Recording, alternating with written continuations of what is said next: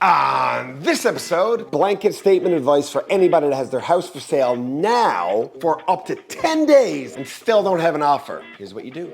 This real estate stuff is not easy, so send me your questions and I will answer them. This is the Ask Jason Show. Hello everybody, my name is Jason Piercey and this is episode 148 of the Ask Jason Show.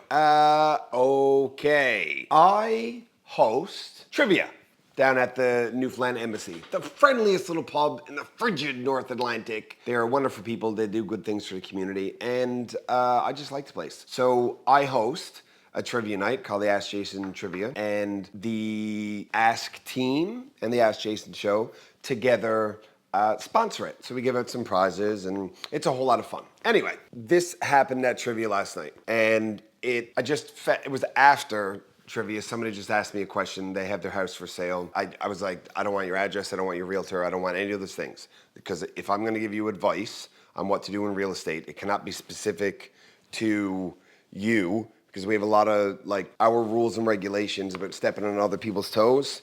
And what agency law is and crossing boundaries, they're ones I have respect for. This is a hard job, so snaking business from other people who are already doing a really hard job is a dick move, and it's not something I'm down with. So, made sure that it was all very anonymous. And what's cool about that is that that's actually how the Ask Jason Show started. Because we're going back a ways, but back in my formative years, when I was younger, less gray hair, less scars, and let's face it, more attractive.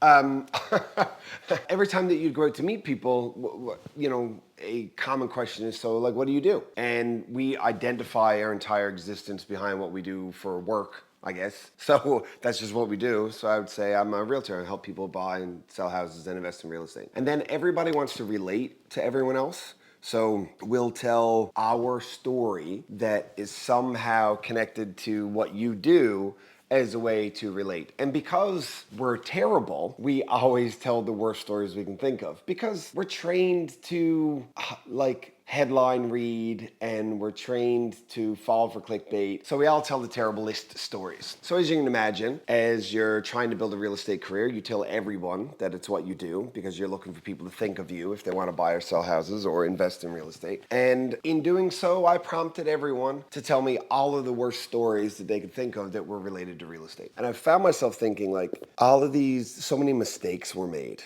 These are all mistakes. Almost all of this could easily be avoided. But it's not the consumer's fault. It's not the buyer or the seller or the investor. It's not their fault that all these mistakes were made because they just didn't have the right guidance along the way. So I decided to start this show whereby I could give the answers to all of the questions that I had ever been asked and will ever be asked to everyone as a whole. And that way I'm not singling out you who listed your house with Director Joe, your realtor, and your pictures are terrible somehow because he's the best photographer around. But anyway, so I'm not talking to an individual person. Anyway, back to last night after trivia.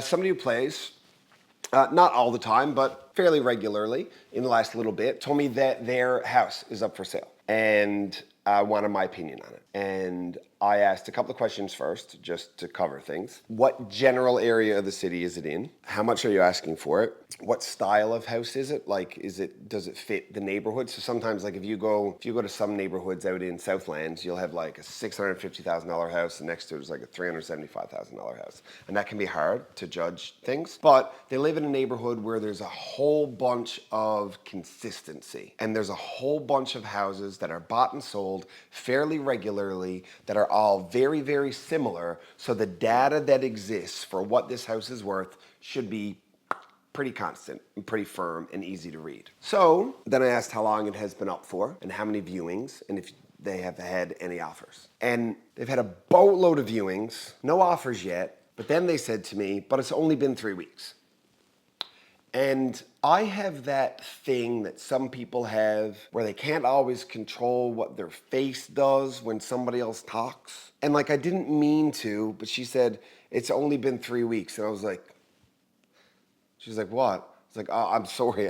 I had trouble controlling my face. Like, this is a real story. I need a sign that says, it's not my fault what my face does when you talk. But actually, I'm not that bad. I'm pretty good. I do have friends who are not particularly great at it. But it's funny. It's a good way to insert some comedy. And it's not that 3 weeks is a long time. It's not that. Because it goes by pretty quick. But at the price point, given the target demographic in the neighborhood where there is so much data to support value and the amount of viewings that had happened, it's a long time to be at that price, to have all those viewings and no offers. And my immediate response was, okay, are you just telling me or do you want some advice? Because that's something I've learned. When people are complaining to you, don't just try and fix it. Ask them, do you want an ear or do you want an opinion? What do you need right now? Anyway, I asked this person what they needed, and they said, what do you think? What would you do? I said, you just drop your price. It's only been 3 weeks. Yeah, no. Drop your price. It's only been 3 weeks. No, it's been 3 weeks. And the point of this is we are now finally at the place, and all of the data is beginning to show this. I checked yesterday. Just yesterday, we had over 200 new listings in the last week, and less than 100 had gone under contract, which means in a week, there's 100 more houses for sale. Inventory is starting to climb. When inventory climbs, supply and demand balance changes. I talk about this. It feels like every episode is the same thing because it's like people aren't, but it's good though, yeah? Okay. It's like people aren't getting it because as that happens, you're gonna lose control over pricing. And it's the exact same thing again. And I use the same thing we talked about recently when I was saying it to them. So let's say the number is 250,000 and that list price was picked because over the last 6 months, that's what they sold for. And there's a bunch of them in the neighborhood. Say they're all townhouses or something. They're all very similar. You pick 250 because that's what they sold for consistently over the last 6 months. And now you've been up for a week at 250 and you don't have any offers. Now you're up for a week at 2 weeks at 250 and you don't have any offers. And now it's 3 weeks at 250 and you still got a bunch of viewings but no offers. And there's no other houses for sale that compete with you. You need to be interpreting this. This means something. So what you need to do as the person who is still asking what we were getting at peak market over the last 6 months, you need to be the first one to set the bar to its new normal. So you got to bring your price down. You got to take 240, 235, whatever it is. You have to take that because then the next person, they don't get to try for 250. They have to start where you finished. And you don't want to be that person or the one after them or the one after them because they're all going to happen. It's a domino effect. Do you want to be the first one that stays as high as possible or do you want to get dragged down by everybody else? That's the gist of the conversation that we had.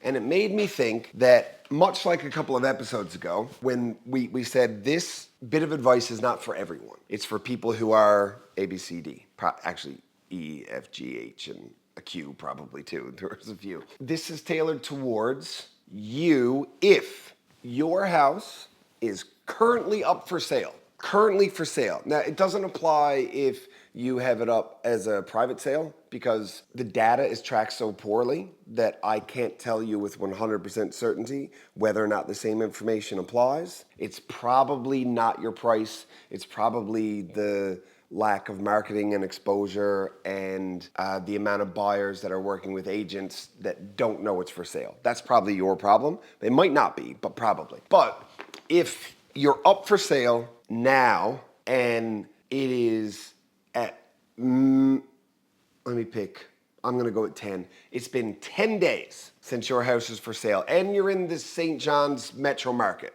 So St. John's, Mount Pearl, Paradise, even out to CBS, Torbay, like St. Philip's, all of that, okay? If it's been 10 days and you do not have an offer, 10 days and you do not have an offer, don't care how many viewings you had because it doesn't solve this problem. It's important to know because if you have viewings and don't get offers, this is another show probably, but if you get viewings and don't get offers versus not getting any viewings to begin with, there's something about your marketing versus something about how your house shows in present when you're there that is messing you up. but that's a different conversation. On market, 10 days, no viewings, drop your price, like now. And I know that's firm.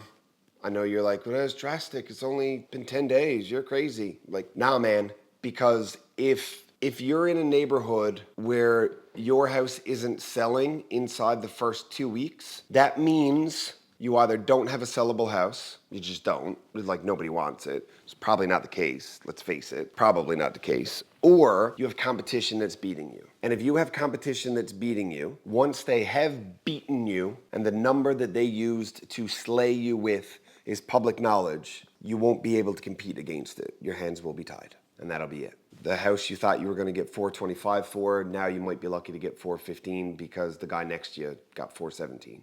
And all because you cared about the other 10, to the point where you sabotage yourself. So, in that group of people, if your house is for sale, first of all, you should have called. You should have called. Anyway, that's not what this is about. But to go follow the Ask Team on Instagram and Facebook, because I would like to ask you for your business there. I've been doing this for a long time, and I don't want to leverage it like that because it is truly meant to be advice for free. I mean, I'm literally telling you, if you are already for sale and these are the criteria, then this is what, like, so, I don't know, am I crossing a line here with our regulatory? No, I mean, you joke, don't worry about it. Anyway, I don't think I am. General rule with all of the data surrounding our market right now, if you want a relatively quick sale and top dollar is important to you, if you're 10 days deep, and I picked 10 days because it guarantees you at least one weekend and time surrounding that weekend to generate any kind of activity. That's what that's for. 10 days, no offers, change your price.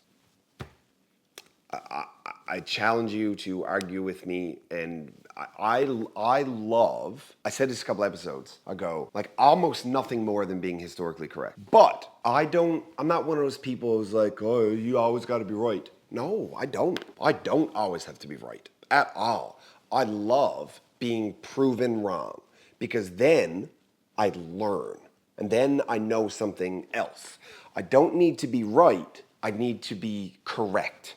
I need to be accurate. I need what I say to be true. I don't have to be right. Like it's not like I got to be because it'll hurt me if I'm not. It's just you've been unable to show me I'm wrong. I don't have to be right. I just am. It's just, but I'm not always. I'm not always. And I like to be proven wrong. So if anybody disagrees with what I'm saying right now, and I have it marked with the data that I used to draw this conclusion. No, it's not that page. That was a while ago. I'm way behind. Yes, I have it marked with the data that I used to draw that conclusion. Who knew it was the page with the frickin' thing? I could have just jumped to it. And I'll be able to go back and show you that data and say, this is why I drew that conclusion. So, challenge. If you don't agree, 10 days on the market right now and no offers, you have to drop your price. I will leave one caveat to that. I will leave the exemption that your property is poorly presented. So it's not coded properly in the listing so people can't find it. Your marketing materials, your photography, video tour, any of that stuff is not good. And not just like, it doesn't have to be Director Joe did it. Like it doesn't have to be the stuff that the Ask Team does. It doesn't have, like, well, I mean, it should be, but like for the sake of this discussion, it doesn't have to be the best. It just can't be below here, right? Because then it's another variable that it's impossible to control for, right? So house is up for sale, haven't had an offer, 10 days on the market, change your price. I mean, I don't think there's anything else I gotta say. Joe? Nothing else I gotta say. Oh wait, yeah. Ugh. 10 days on the market, no offers, and your pictures don't suck. Edit this episode, change your damn price. The Ask Jason Show exists so that you can get good real estate related information from a resource that you can trust. Now, speaking of resources you can trust, here's a couple I would trust to work with my mom. Because good enough for mom, I mean, good enough for you.